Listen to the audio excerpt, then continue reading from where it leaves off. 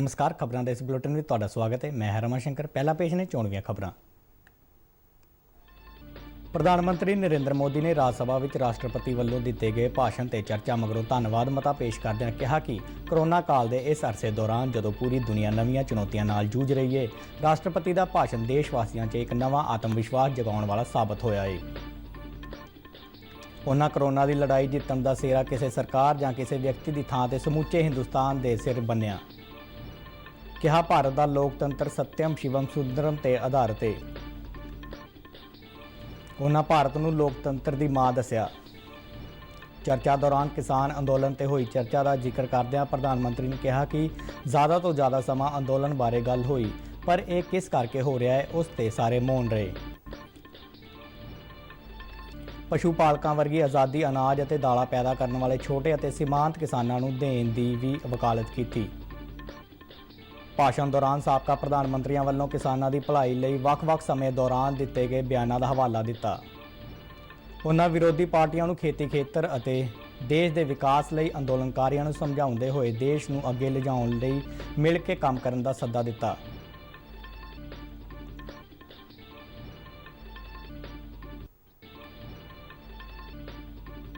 केंद्रीय खजाना मंत्री निर्मला सीतारमण ने कहा कि सरकार टैक्स देने वालों पर पूरा भरोसा करती है। उन्होंने विशेष सहूलतां देने की दिशा 'च काम किया जा रहा है।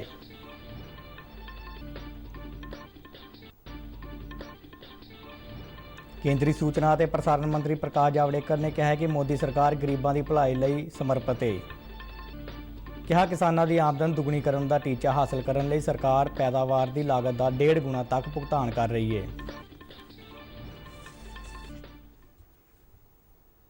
ते हुण खबरां विस्तार नाल।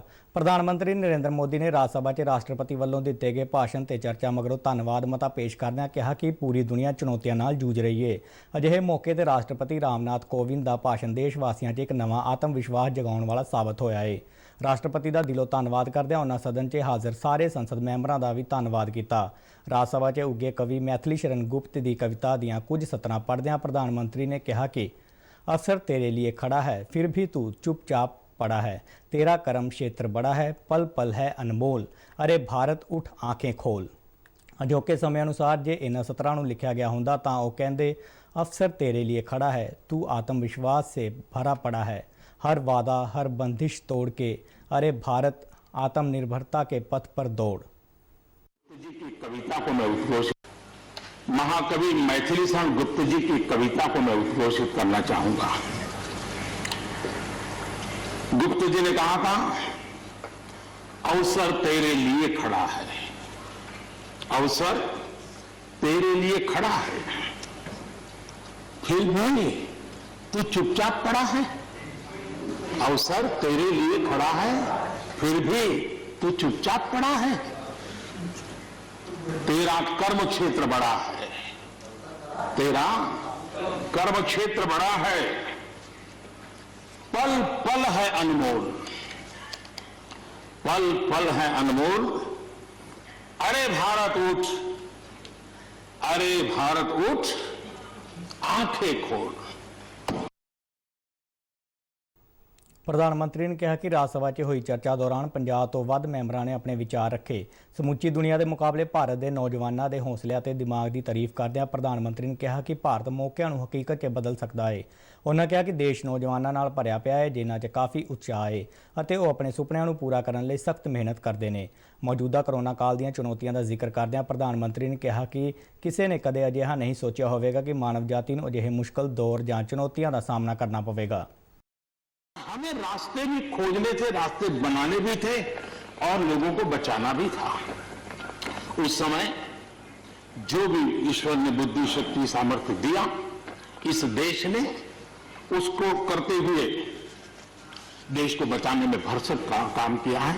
और आज दुनिया इस बात का गर्व कर रही है कि इस वाकई भारत ने दुनिया की मानव जाति की रक्षा करने में बहुत बड़ी अहम भूमिका निभाई।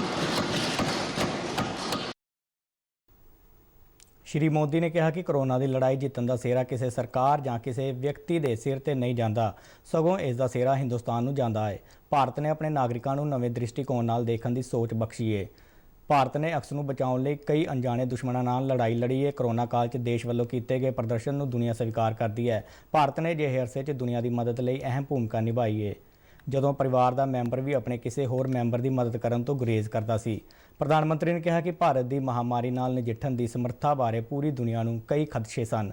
ਮੋਦੀ ਨੇ ਕਿਹਾ ਕਿ ਭਾਰਤ ਦਾ ਲੋਕਤੰਤਰ ਸਤਿਅਮ ਸ਼ਿਵਮ ਸੁੰਦਰਮ ਤੇ ਆਧਾਰਿਤ ਹੈ।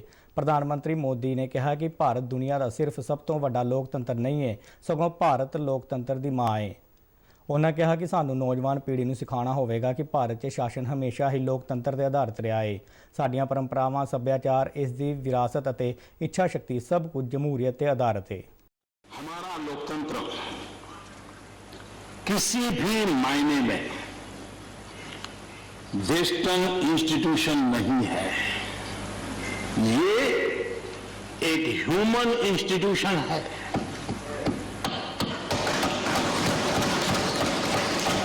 भारत का इतिहास लोकतांत्रिक संस्थानों के उदाहरणों से भरा पड़ा है। प्राचीन भारत में 81 गणतंत्रों का वर्णन हमें मिलता है।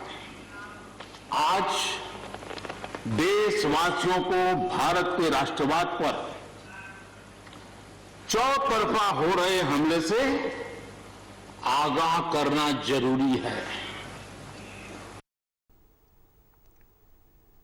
ਪ੍ਰਧਾਨ ਮੰਤਰੀ ਨੇ ਆਪਣੇ ਸੰਬੋਧਨ ਦੌਰਾਨ ਕਿਸਾਨ ਅੰਦੋਲਨ ਦਾ ਜ਼ਿਕਰ ਕਰਦਿਆਂ ਕਿਹਾ ਕਿ ਸਦਨ 'ਚ ਕਿਸਾਨ ਅੰਦੋਲਨ ਨੂੰ ਲੈ ਕੇ ਕੀਤੀ ਗਈ ਚਰਚਾ 'ਚ ਦੱਬ ਕੇ ਸਿਆਸੀ ਆਗੂਆਂ ਵੱਲੋਂ ਵਿਚਾਰ ਰੱਖੇ ਗਏ। ਜ਼ਿਆਦਾ ਤੋਂ ਜ਼ਿਆਦਾ ਸਮਾਂ ਜਿਸ ਗੱਲ ਤੇ ਦਿੱਤਾ ਗਿਆ ਉਹ ਅੰਦੋਲਨ ਦੇ ਸਬੰਧ 'ਚ ਸੀ। ਅੰਦੋਲਨ ਕਿਸ ਗੱਲ ਨੂੰ ਲੈ ਕੇ ਹੋ ਰਿਹਾ ਹੈ ਉਸ ਤੇ ਸਾਰੇ ਮੌਨ ਰਹੇ, ਜਿਹੜਾ ਚਰਚਾ ਦਾ ਮੁੱਖ ਵਿਸ਼ਾ ਹੋਣਾ ਚਾਹੀਦਾ ਸੀ। ਪ੍ਰਧਾਨ ਮੰਤਰੀ ਨੇ ਕਿਹਾ ਕਿ ਉਹਨਾਂ ਦੀ ਸਰਕਾਰ ਨੇ ਖੇਤੀ ਦੇ ਵਿਕਾਸ ਲਈ ਕਈ ਉਪਰਾਲੇ ਕੀਤੇ ਨੇ। ਸ਼੍ਰੀ ਮੋਦੀ ਨੇ ਕਿਹਾ ਕਿ ਕੁਝ ਅਜਿਹੇ ਲੋਕ ਜਿਹੜੇ ਭਾਰਤ ਨੂੰ ਅਸਥਿਰ ਜਾਂ ਅਸ਼ਾਂਤ ਦੇਖਣਾ ਚਾਹੁੰਦੇ ਨੇ, ਉਹ ਬਿਨਾਂ ਗੱਲ ਤੋਂ ਸਮਾਜ ਦੇ ਕੁਝ ਵਰਗਾਂ ਨੂੰ ਭੜਕਾ ਰਹੇ ਨੇ। ਉਹਨਾਂ ਕਿਹਾ ਕਿ ਸਾਨੂੰ ਇਹ ਨਹੀਂ ਭੁੱਲਣਾ ਚਾਹੀਦਾ ਕਿ ਜਦੋਂ ਦੇਸ਼ ਨੂੰ ਆਜ਼ਾਦੀ ਮਿਲੀ ਸੀ ਤਾਂ ਸਭ ਤੋਂ ਵੱਧ ਨੁਕਸਾਨ ਪੰਜਾਬ ਦਾ ਹੋਇਆ ਸੀ। ਨਾਲ ਦੀ ਨਾਲ ਇਸ ਗੱਲ ਤੇ ਵੀ ਧਿਆਨ ਦੇਣਾ ਚਾਹੀਦਾ ਹੈ ਕਿ ਉਸ ਵੇਲੇ ਹੋਏ ਨੁਕਸਾਨ ਦੇ ਪਿੱਛੇ ਕਿਹੜੀਆਂ ਤਾਕਤਾਂ ਸਨ। ਪ੍ਰਧਾਨ ਮੰਤਰੀ ਨੇ ਕਿਹਾ ਕਿ ਕੁਝ ਲੋਕ ਸਾਡੇ ਸਿੱਖ ਭਾਈਚਾਰੇ ਦੇ ਲੋਕਾਂ ਦੇ ਦਿਮਾਗ 'ਚ ਗਲਤ ਚੀਜ਼ਾਂ ਭਰਨ 'ਚ ਲੱਗੇ ਹੋਏ ਨੇ। ਇਹ ਦੇਸ਼ ਹਰ ਸਿੱਖ ਭਾਈ ਦੇ ਫਕਰ ਕਰਦਾ ਹੈ। ਦੇਸ਼ ਦੇ ਕਈ ਉਹਨਾਂ ਵੱਲੋਂ ਦਿੱਤੇ ਗਏ ਯੋਗਦਾਨ ਨੂੰ ਹਮੇਸ਼ਾ ਯਾਦ ਰੱਖਿਆ ਜਾਂਦਾ ਹੈ। सदन में किसान आंदोलन की भरपूर चर्चा हुई है। ज्यादा से ज्यादा समय जो बातें बताई गई वो आंदोलन के संबंध में बताई गई। किस बात को लेकर के आंदोलन है उस पर सब मौन रहे। आंदोलन कैसा है, आंदोलन के साथ क्या हो रहा है, ये सारी बातें बहुत बताई गई, उसका भी महत्व है। लेकिन जो मूलभूत बात है, अच्छा होता कि उसकी विस्तार से चर्चा होती। वैसे हमारे ਪ੍ਰਧਾਨ ਮੰਤਰੀ ਨੇ ਕਿਹਾ ਕਿ ਦੁੱਧ ਉਤਪਾਦਨ ਕਿਸੇ ਬੰਧਨ ਵਿੱਚ ਨਹੀਂ ਬੱਝਿਆ ਹੋਇਆ ਹੈ। ਦੁੱਧ ਦੇ ਖੇਤਰ 'ਚ ਨਿੱਜੀ ਅਤੇ ਸਹਿਕਾਰਤਾ ਖੇਤਰ ਦੋਨੋਂ ਮਿਲ ਕੇ ਕੰਮ ਕਰ ਰਹੇ ਨੇ। ਉਹਨਾਂ ਕਿਹਾ ਕਿ ਪਸ਼ੂ ਪਾਲਕਾਂ ਵਰਗੀ ਆਜ਼ਾਦੀ ਅਨਾਜ ਅਤੇ ਦਾਲਾਂ ਪੈਦਾ ਕਰਨ ਵਾਲੇ ਛੋਟੇ ਅਤੇ ਦੂਰ ਦੁਰਾਡੇ ਦੇ ਸੀਮਾਂਤ ਕਿਸਾਨਾਂ ਨੂੰ ਕਿਉਂ ਨਹੀਂ ਮਿਲਣੀ ਚਾਹੀਦੀ।